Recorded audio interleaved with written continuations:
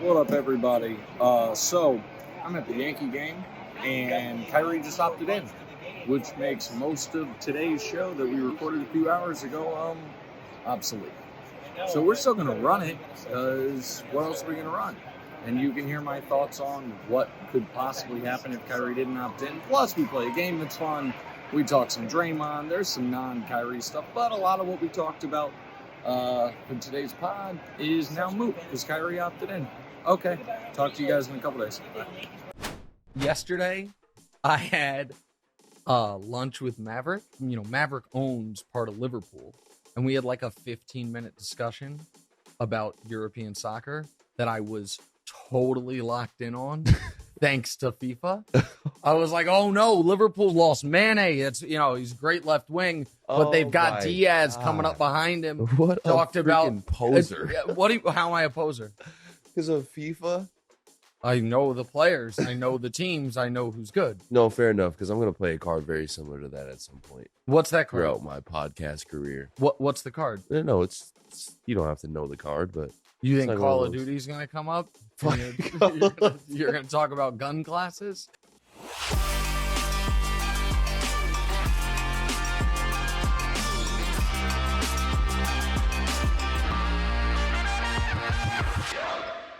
Welcome in another episode, What's Right with Nick Wright, the podcast and YouTube show. We like, rate, subscribe, review. We continue on Sundays, our countdown of the 50 greatest players of the last 50 years. We just came out with players 9 and 8, Shaquille O'Neal and Hakeem Olajuwon. We actually debated that on the television show today. You know, one of the reasons we debated it is because it's a great debate. The other reason we debated is not a lot going on in the old sports world right now, my friend, which is one of the reasons why Draymond Green is already in reruns, but we will discuss him, I assume, at some point during today's show. That is my son, Demonte, who is also the co-host of the show. We now have 16 minutes for the first segment. This is what we're doing. 16-minute A block, 10-minute B block, 4-minute C block. That's a tight 30-minute show in full, and I'm going to hit the clocks. Now that I have added, it was 10 minutes, then 12 minutes, now it's 16. Yeah. But before we even start the show, let's get to what we are not discussing on today's show.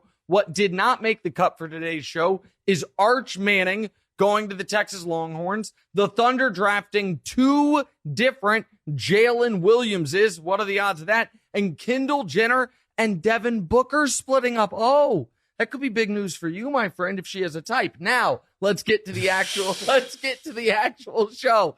Devontae, what are we starting with today?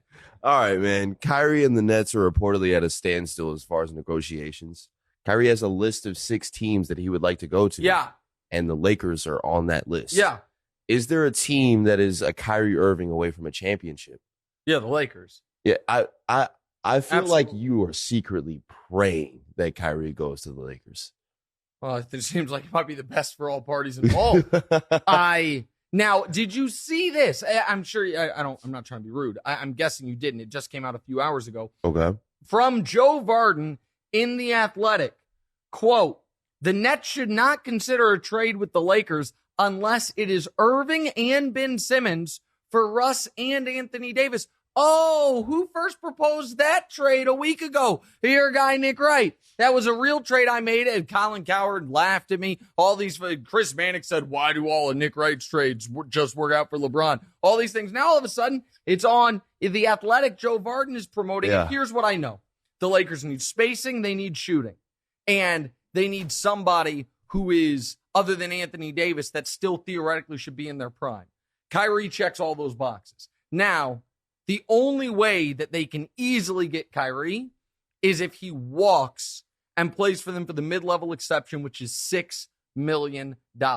That wouldn't sound plausible, except for it's Kyrie Irving we're talking about. And what do we also know about Kyrie Irving? When he's with LeBron, he can win at the highest levels. Yep. When he's not, he's never played in a game past round 2. Yep. That's just in Boston, the 1 year he was on the team and they made round 3, he didn't play in the playoffs. In Brooklyn, they haven't made it past round 2 with him. And so the Nets are in a tricky spot. And we're going to talk more about their future with Durant in just a moment.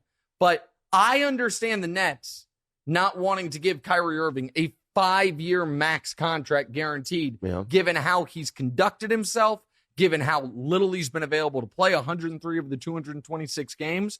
But they also have Kevin Durant going into year 16. They have this team where they don't have any of their future picks. The idea of, we'll take a step backwards, that to me is illogical. So they're in this tricky place, and anybody else, any other player in the league, the threat of going to the Lakers for $6 million would be simply a hollow threat. Kyrie Irving, who gave up close to $20 million to not get a vaccine that more than 1 billion people have gotten. Kyrie Irving, who gave up his Nike contract because he trashed the shoes on Twitter. Kyrie Irving has made a lot of decisions that financially don't make a ton of sense. And I know he and LeBron have reconciled. I know that. I know LeBron would sign off on it. And, I've been saying for a long time, Kyrie for Russ, that was back when Kyrie wasn't playing for the Nets and they were getting nothing out of that roster spot. Right. I don't think the Nets would be interested in it. I don't think the Nets would be interested in helping facilitate this. But if Kyrie goes to them and says, I am leaving, I am walking away, I'm going to sign for the $6 million. Do you want to do a sign and trade? Then they have real decisions to make. And then it gets very complicated with Durant, which I think we're going to talk about right here. Go ahead. To see Russ play with KD again. Well, Maybe Kyrie and Russ and a couple of picks for Kyrie. It would be incredibly fun, man. Yeah, man. It would be, and by the way, we have seen Russ and Harden together in Houston. Right. We have seen Harden and Durant together in Brooklyn. The one we haven't seen is Russ and KD together. Now, I don't think Brooklyn would want it. I don't know that KD would want it. Right. Russ is not the player he was in 2016, and in 2016, KD walked away from him. But the Kyrie thing, one other thing on the Kyrie thing, the Nets turned their entire franchise over to him and KD. Yeah. They said, we want DeAndre Jordan. They did it. They were pissed Kenny Atkinson wasn't starting DeAndre Jordan. They ended up firing Kenny Atkinson. They wanted Steve Nash. They hired Steve Nash. They wanted them to trade for James Harden. They traded for James Harden. They said, you're not going to be able to be a part-time player. They then flip-flopped and said, you can be a part-time player. Now, all of a sudden, they want to get strict. That's hard, man. It's hard to operate one way, make someone think you're going to have carte blanche. Kyrie at the end of the season says he's going to sit down with Joe Tsai and Sean Marks and plot the future of the franchise. And now they're like, we're not even going to give you the contract you think you deserve. We're drawing a line. It's easy to do that if that's what you've been doing from the beginning. It's much more difficult to change course. And I do wonder what it's going to mean for Durant, which I think we're going to talk about right here. Yep. KD is also causing a stir up in Brooklyn. He's upset that the front office didn't, quote unquote, grow to understand Kyrie Irving. Yep. There's talk that Durant could walk and possibly get the biggest trade package in the NBA in NBA history. Will the Nets be Ben Simmons' team here shortly? Well, that's their concern. So this is why they are playing a very dangerous game with Kyrie.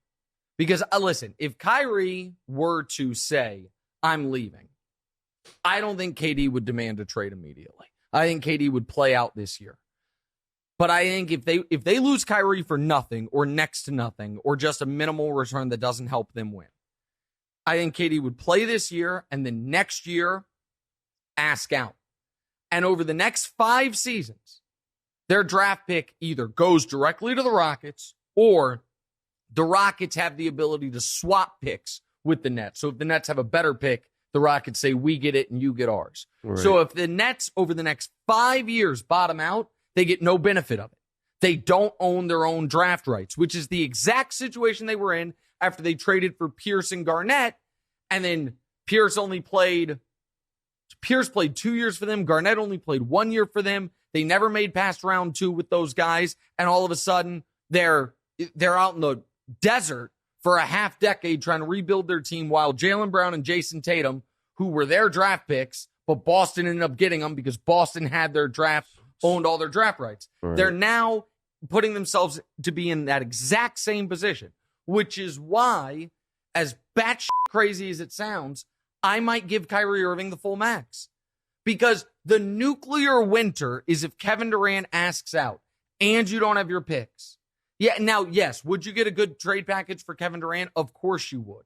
Would it be the biggest package ever? I don't think so. Because if we're talking about Kevin Durant asking out when he's in his mid to late 30s, I don't think you would get, I think you'd get unbelievable trade package, but nothing. You don't have any young players on your roster as is other than Cam Thomas. You don't have any draft picks. You don't have a ton of financial flexibility. You've got this Ben Simmons contract. And that's the other thing. If I were Kyrie Irving, I'd be saying, I'd be like, guys, you don't want to give me a max. You essentially gave Ben Simmons a max when you traded for him, and he's on a max contract. Right. He never played for you. So the Durant thing is super fascinating. And that is Kyrie's single best piece of leverage. Because I don't think Kyrie necessarily wants to leave because he likes being at home. He lives in New Jersey. He's from New Jersey. He likes that part of it. But the idea that Durant might say, this is not what I signed up for.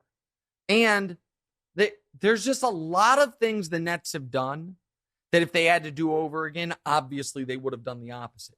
The Harden trade ends up being a total disaster, not only because you only got one season out of Harden, essentially. Right. And I understand you got Ben Simmons back. And not only because you traded Jared Allen, who made an all-star team, Karis LeVert, who can score, you gave away your depth, but you also gave away all the reason they don't have those draft picks is not because of the Kyrie or KD acquisitions. It's because of the Harden trade. If they hadn't made the Harden trade and they had their own draft picks, the idea of Kyrie walking and trading Durant and, bottoming out temporarily wouldn't be so terrifying. So they got picks to rely on. You don't have those picks anymore. So the Harden trade was a massive mistake. I believe hiring Nash was a massive mistake. And I believe flip-flopping on the Kyrie part-time player thing is one of the reasons Harden asked out. And I think that was a massive mistake. So they've made all these massive errors. And if it leads to them finally drawing a line in the sand on Kyrie, which then leads to Durant saying, I don't want to be here, talk about fumbling the bag. It'd be an all-time screw-up from a team that was the Vegas favorite in back-to-back years to win the whole thing. All right, what's next? Brian Windhorst says the Cavs may be quietly trying to clear cap space. Yeah. If they don't re-sign LeVert and Sexton, maybe they're going for LeBron. Yeah. What do you think the chances are that LeBron and Bronny end up in Cleveland? Well, so listen, we're talking about not for this coming year, but for next year. Because right now, LeBron's contract with the Lakers only goes one more season. And when you survey the landscape of teams with young players that are, on the uptick, that could be a championship core, Darius Garland was an all-star. Evan Mobley is going to be awesome. He was, in my opinion, it should have been Rookie of the Year this past year. No disrespect to Scotty Barnes. Evan Mobley was sensational. And so I'll get to the Bronny part in a moment. But the question's like multi-layered. The first question is, with what you think Mobley's going to be in 2 years, what Garland's going to be in 2 years, is LeBron going to be good enough in 2 years no, because they would sign him outright. They would keep those guys. Is he going to be good enough with those two guys to win a title? Where if LeBron's your best guy, Evan Mobley's your second best guy, and Darius Garland's your third best guy, is that team good enough to win the title? And the answer to that is yes, if LeBron stays close to the level he was this past year. Especially he was 30 points, 8 rebounds, 6 assists on great efficiency. But we're asking LeBron now to do that in year 21 in the league. He turns 38 this season. So in the year he turns 39, that's a big ask. It's a really big ask. The other thing that I think every team needs to understand, and this is the Bronny part of it, Bronny theoretically will be draft eligible, not next year's draft, but the draft after that. So we're talking about for year 22 LeBron. So this year coming up to year 20, he's going to be with the Lakers. Year 21, we're talking about maybe he could be with the Cavs. Year 22 is Bronny's draft eligible year if he's a one and done. I believe LeBron, whatever contract he signs and with whomever he signs it, after this coming season, is going to sign a 1-year deal. Because he wants to be a free agent when Bronny comes into the league, if for no other reason than to greatly incentivize a team to overdraft Bronny, knowing he'll be a package deal with it. So there's that element of it. The other element, and to me that's an interesting question, is this. How much money does LeBron want to get paid? So he's been a max guy every year of his career, obviously. He's still obviously a super max guy. He'd take a lot less money for a chance at a championship team and a chance to play with his son. I'm sure he would take less for a chance to play with Bronny. But I'm talking about this little small window, but for not this coming year, but the year after, when Bronny's going to be a freshman in college. The question is LeBron, let's say he this year has another amazing season where he's like 28, 7, and 7. Right. That is a max level player. Will he take less, though, in order to build the best team around him wherever he goes? And maybe the most interesting part of the will he take less is this. My whole life, guys who take less get so much plaudits and applause for it.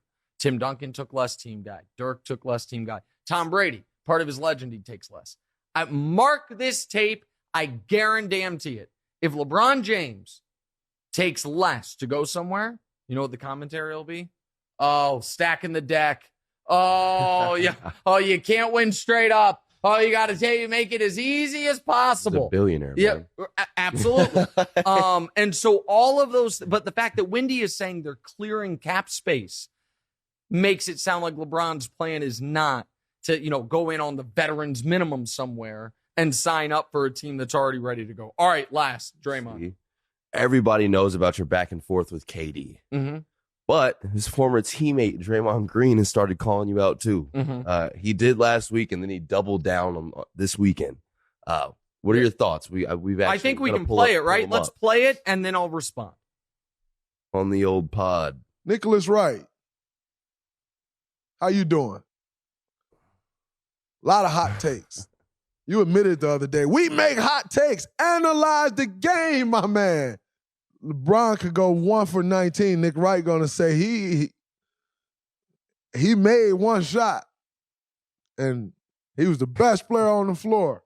What happened to the days of, again, analyzing the game, honest opinions? Back to your boy Nicholas. You spoke all of that stuff about Andrew Wiggins. You spoke all of that stuff about how the Warriors were done and would never win again, and Steph needs to leave Golden State and blah, blah, blah. And then, once you're wrong, you then try to go on TV the other day or whatever you were on and say, that's what we do. We make hot takes. And no. You wrong, brother. You got to stand on that. Those hot takes don't just get the roll off. See, that's what y'all accustomed to. I make these asinine statements, and then once I'm done, it's just over. No. You got to stand on that. Changing your opinion in the middle of the... No, brother. Stand on that. Stand on your word. It's important to stand on that. Not just flipping and flopping and all this. Okay, and that. so here's what... What do you stand for? Okay, so here's a few things. First of all, Draymond still thinks I switched to the Warriors, not from the Warriors. Yeah, which is pretty bad. Draymond also is very confused on me saying we don't analyze the games. I obviously never said that. And I'm doing a whole 50-part series on NBA history. But here's the other thing Draymond is learning. Go ahead. I think Draymond's learning that he's not going to win another finals and that he's got to just sulk in this moment. Go ahead. That's not what he's learning. And I lied. I guess we're not going to hit the clock today. Next, Draymond ruined it. Draymond ruined it. It was a longer soundbite than I expected. Here's what Draymond's learning, okay? Oh, wow. This content creation business, it keeps going on every day, even if there's no sports going on. Yeah. And Draymond is now already in reruns. The stand on it. Nick Wright's Andrew Wiggins' opinion. Oh, this got some traction when I did it 2 weeks ago. Let me run it back. That's a great point. Of course, That's because he's got nothing new to say. Because Draymond does a little basketball talk, but what Draymond really is not a basketball analyst. He's a media critic. And Draymond is running out of people and he's running out of content. And so he's like, all right, let me re-rack this. Let me re-rack the Nick Wright take. And you know what? My new coat of paint, I'm going to call him Nicholas. That'll throw him for a loop. So this idea, he keeps saying stand on it. Here's the deal. No one has ever owned an incorrect take more than I owned the Andrew Wiggins take. True. I'm the one that tweeted it back out for the world the moment the Warriors beat the Mavs. I never ran from it. But this idea that there should be what's the word? An expectation that to if we never be wrong. To either never be wrong or to never admit you were wrong is the dumbest shit I've ever heard. Yeah. And this other idea, and Draymond he's a sharp guy, but he doesn't understand the hypocrisy of this because he clearly believes that folks who didn't play, that our ability to evaluate or criticize players is minimal. Okay, well, Draymond, were you trained broadcaster? Did you go to broadcasting school? Have you been doing this for 20 years? Did you go through all the steps of local radio and then mid-market radio and then national radio and then small television? Did you? And by the way, the answer is no. Does that mean he shouldn't be able to criticize those in the media? Of course it's not. But it's the exact same logic. Yeah. If I were to be like Draymond Green, what do you know about my field? You figured it out. Now you're having some missteps. You're misquoting me a bit. You're getting your facts wrong. You're already, so starved for content that you're just rerunning these same takes. But that's fine. It's hard, man. And by the way, he can do what I do at a closer level to what I do it than what I would be able to do what he does. Yeah. I would be a 0 out of 100 on the court for the Warriors. Draymond, as far as, media guy, at times he's good. At times he's a little redundant and a little self-congratulatory, but that's fine. He'll learn. The other thing he's going to have to learn is this. At some point, the audience is going to expect some criticism of guys you don't want to criticize. And that's where, for a lot of the guys, he's starting these fights with Kendrick Perkins. Yeah. He's mad that as a former player, Perk attacked, criticized him. That's always the hard part in the transition from player to media member. It's why Barkley, a lot of people are mad at him, but it's also why Barkley is the best in the game at it. So listen, I'm excited for it. Draymond and I have a lot of mutual, very close friends. So at some point, I think we'll sit down together and hash this out. But I also think he's realizing, oh, damn, I got another podcast to do. Oh boy, Don't get this podcast. You okay? Yeah, and I'm going to be very impressed when he has some original content because the latest episode that was lacking sorely. We'll be right back.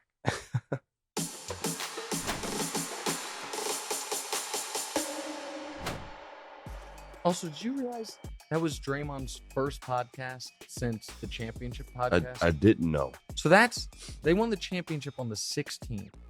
So this is the 17th. So he had 10 days to come up with some material. Do something. You know what I would be interested in? Now I like lists, but Draymond called himself the greatest defensive player ever. I would like to know who he thinks the greatest defensive players in league history are. For real.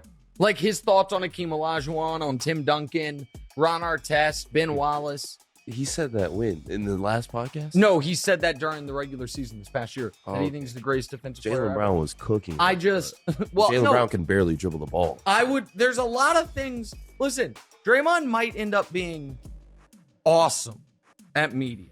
He certainly has the pathway to it. But the other question for all these guys is always this. When you've made that much money,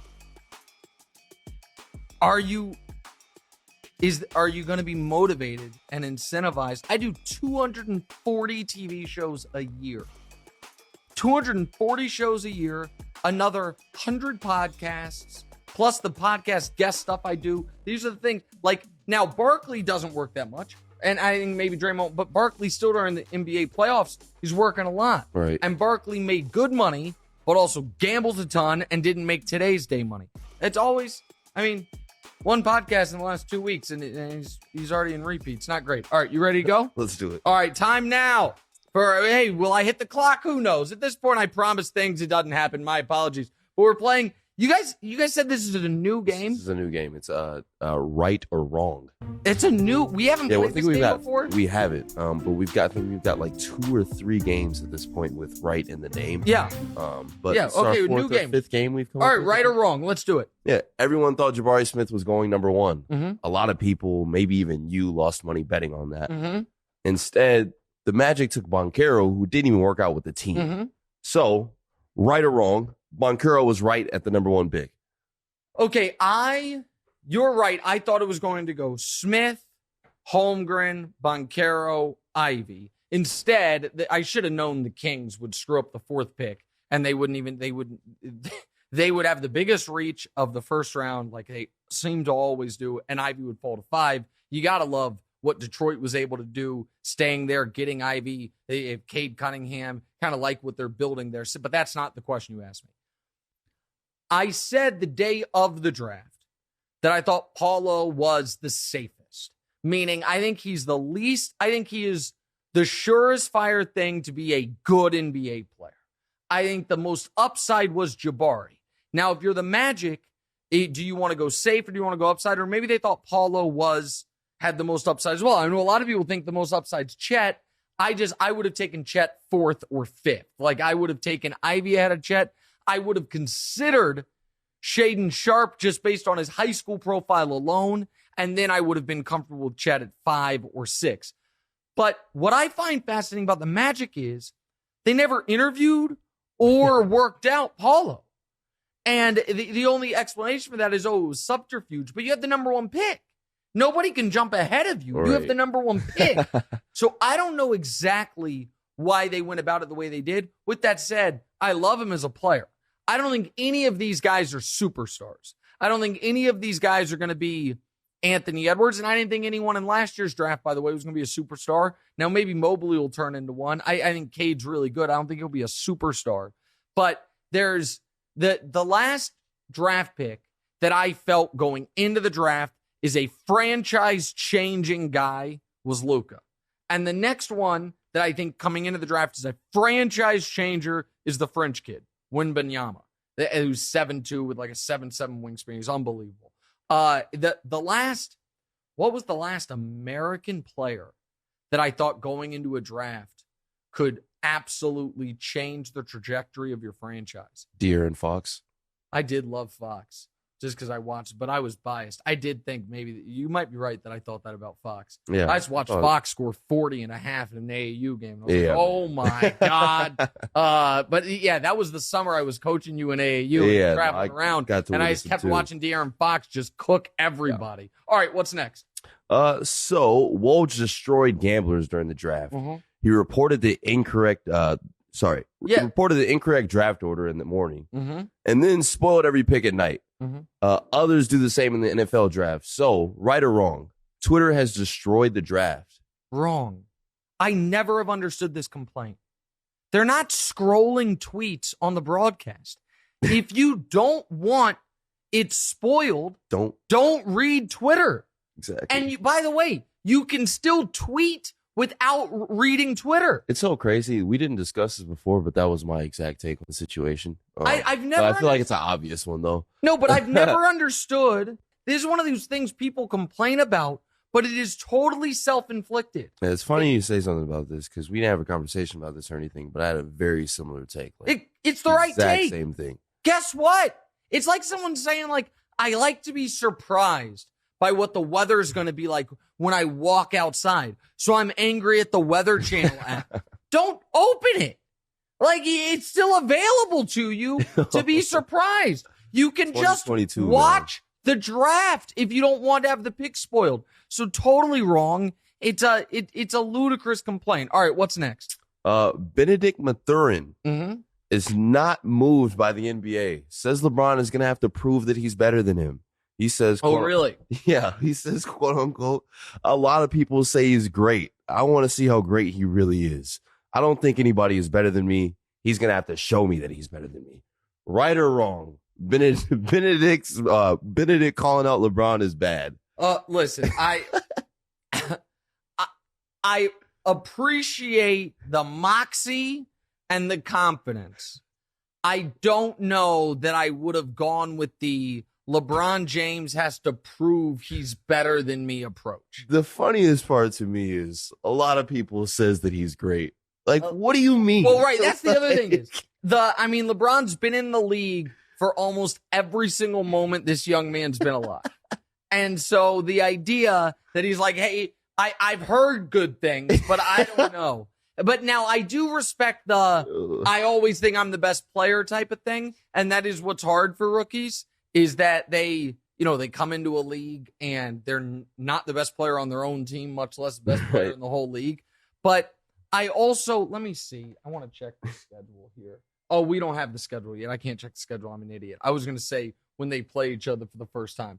I'll be watching his first game. I don't think that I'm not big on I want to see this rookie. I like now what he has done is created a buzz around himself, I believe. Because I, for one, would not have been I got to see Benedict Mathurin's first game. Or Mathurin, sorry. No, you're fine. I'm very motivated. By the way, he was one of a number of Canadians drafted in the first round. Big Canadian contingent. Everyone riding that Andrew Wiggins wave. Yeah. He's also Canadian. Listen, I watched him in college. I think he won Pac-12 Player of the Year. So I give him credit. And he's top 10 pick of the draft.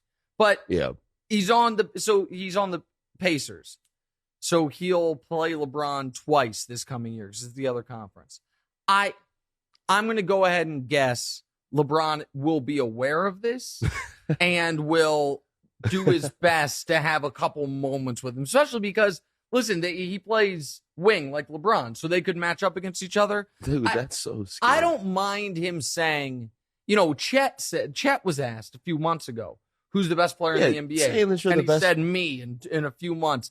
But the whole, he's going to have to show me he's better than me is maybe a bridge too far. All right, what's next? So, all right, sweet. The Rockets are practicing with a 4-point line. The Rockets are practicing with a 4-point line in their facility. Right or wrong, the 4-point line should exist in the NBA. Absolutely should not exist. It's wrong. And I want to show you a graphic because this to me is an issue with the NBA. Kurt Goldsberry does all these maps. He's basically part NBA guy, part cartographer, where he shows shooting zones. And I'm trying to find the one that I saw just the other day where he talked about shot distribution in the NBA now versus a decade ago.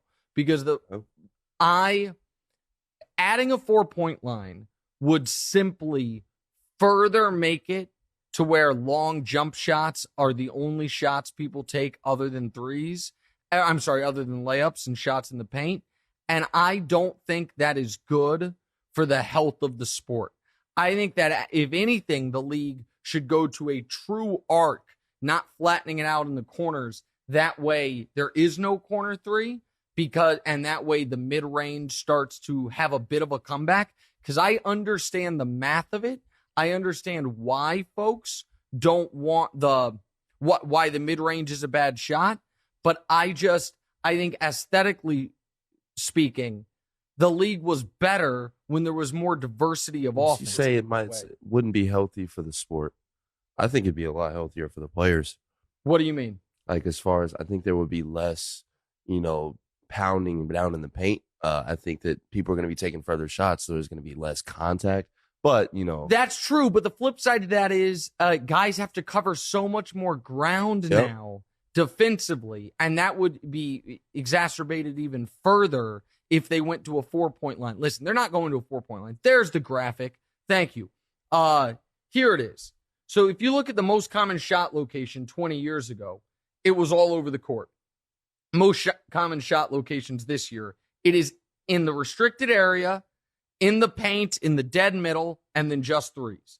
Nothing in the mid-range. And to me, that has made the game a little less fun to watch because everyone is bombing threes, and that seems to be the focal point of the offense. A 4-point line would make it even more so that. The real way to fix it, and I've said this before, is to switch the scoring from 3s and 2s to 4s and 3s, but that will never happen. The reason that would fix it is because then the premium on the 3-point shot, which will now be a 4-point shot, It'll only be a 33% premium instead of a 50% premium. It's the same reason why when you're playing pickup, if you play by ones and twos, it just comes down to who has the best shooter because it's 100% premium. But they'll never change it to 4s and 3s because people don't like math and because it would ruin the record books. All right, what's last? Okay, well, we've got an unwritten no baseball rule on this show.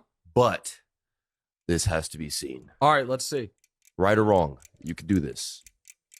Skeeter's the only other team, aside from the Patriots and the Ducks, with double-digit wins on the young season, the 1-1. Cardullo swings and fouls it off towards the broadcast booth, and I make the catch on the foul ball. I am very proud of myself. I hope somebody got video of that. Dude, as I caught it on the fly.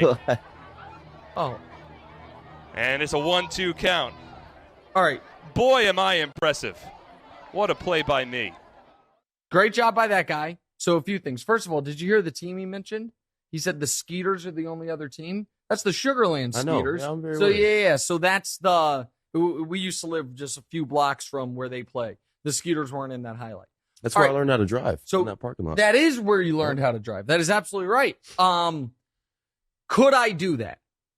Unfortunately, I must admit, I've been in a position to do that when I used to cover the Royals, where a foul ball came into the press box, and I did not snag it.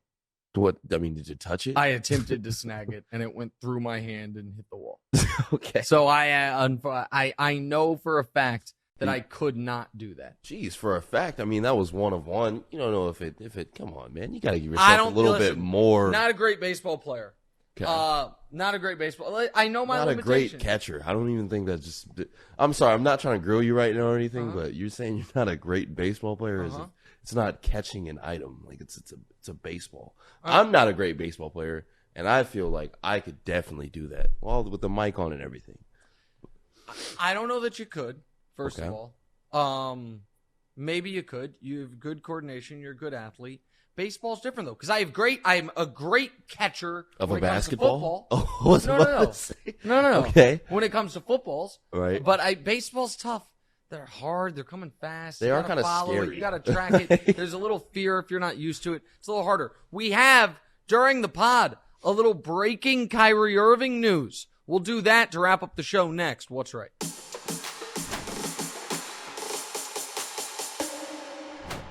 All right, welcome back in. What's right with Nick Wright? We have a little bit of breaking news while we're recording the pod. Christian Winfield, DeMonze, of the New York Daily News, just wrote an article. Says Kyrie Irving has requested and received permission from the Nets to find sign and trade offers from other teams. Kevin Durant still hasn't spoken to the Nets front office. Russell Westbrook to Brooklyn remains unlikely. So this is where I'm really a master. And this is where we break out the old trade machine and we see what the possible teams are. So we're going to go NBA trade machine, not the one that ESPN uses. There's a better one. Fanspo has it. And we see which trades can work. So let's start with Miami, which was on his list. Miami is flatly not trading Bam or Jimmy Butler. I guarantee you they're not trading either one of those guys for Kyrie. Okay. But what they could do is trade Kyle Lowry, and they could include Tyler Hero. Kyle Lowry for Tyler Hero for Kyrie Irving. Does that trade work against the cap? That trade works against the cap. That's a possibility. It's a nice little. There. Oh yeah, absolutely. And we can adjust people's contracts and such, but that trade works. Okay. Kyle Lowry and Tyler Hero, that one works. The next one that to me there's a real possibility of would be the Los Angeles Clippers. So they are not trading Kawhi or Paul George. But I'm sure they would trade Norman Powell. I'm sure they would trade Marcus Morris. And then you could probably get them to include Terrence Mann, who's a young player and has some value. Those two players, they don't have any picks to include, though. Does that trade work? That trade works. Marcus Morris, Norman Powell, and Terrence Mann for Kyrie Irving, that trade works. Would the Nets do that? Maybe. Would the Clippers do that? I would say absolutely the Clippers would do that. And they would have a dynamic threesome in Kawhi, Paul George, and KD. Kawhi, Paul George, and Kyrie. Yeah. Now, the other teams that were on Kyrie's list, the Knicks could trade you picks and bad contracts. I don't know that they want that. The Mavs, could the Mavs make it work? Assuming, let's say Jalen Brunson is gone. Could the Mavs, because you're not going to do a Jalen Brunson sign and trade. They could send Dinwiddie back and Dinwiddie and Bertans, or Dinwiddie and Hardaway, but I don't know that the Mavs want to get in the Kyrie business, to be honest with you. Yeah. I honestly He's a liability, man. Would. I know the Lakers would want to get involved, but the Lakers can't make a trade work unless A, it's this massive trade that involves Anthony Davis, and then you also have to get Ben Simmons back. Or if the Nets wanted Russell Westbrook, which I don't think they do. And so for the Lakers, sign and trade is very unlikely. The other question is, and I find this one interesting, is Kyrie willing to accept a contract from another team that is the same type of contract he turned down from the Nets? And I think the answer to that is yes. So by that, I mean Kyrie wanted the full max. Nets wouldn't give it to him. Say the Nets offered him 2 years at max money with a team option for year 3, partially guaranteed year 3. And Kyrie was offended by that. That doesn't necessarily mean he wouldn't accept that from another team. So that, I'll use, again, different levels of negotiation, of course. But when I was leaving Kansas City, radio-wise, and I wasn't sure if I was going to leave or not, I was wildly insulted by their initial contract offer to me. They then made another one. I still thought it was way out of whack. I then got the job offer in Houston. Houston offered me the exact same amount of money that Kansas City offered me at the end. And I happily took Houston's because I felt like Kansas City had taken me for granted and insulted me, even though it was the same amount of money and Houston was actually a more expensive city. So I don't think every team that wants to sign and trade for Kyrie necessarily has to give him the same contract the Nets were going to give him. But I do think that the Lakers' only path is really that $6 million mid-level. And that's a whole lot of money for Kyrie to leave on the table. Yeah. It's Kyrie, so it's possible. And I do think that's where he wants to go. And so seems like a lot of this is maneuvering to get back with LeBron and to try to win a title. I'd love to see it. I think it'd be a great story, and I think the Lakers would be awesome. I don't know if financially they could do it. They could have done it if they hadn't traded for Russ, but such is life. All right, there's today's show. We'll be back. Breaking news. Yeah, well, breaking news. Colorado Avalanche has won their first Stanley Cup in 21 years. They get their name engraved on the Stanley Cup. Nathan had a great game. I don't remember his last name, but he scored 2 points. Okay. I just thought we'd bring hockey in here. Okay, it's not points in hockey, it's goals. Goals, sorry. They don't get too much love, is this the thing you supposedly knew more about than me? It's not supposedly I did.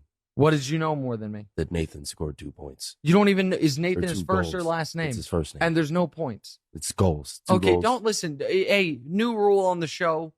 Guys, prep Demonze better if you're going to ask him to talk hockey. That's first of all. Second of all, we're not talking Colorado. Congrats to the Colorado Avalanche. But until Patrick Waugh walks back through that door, it doesn't matter anything to me. We'll talk to you guys in a couple days.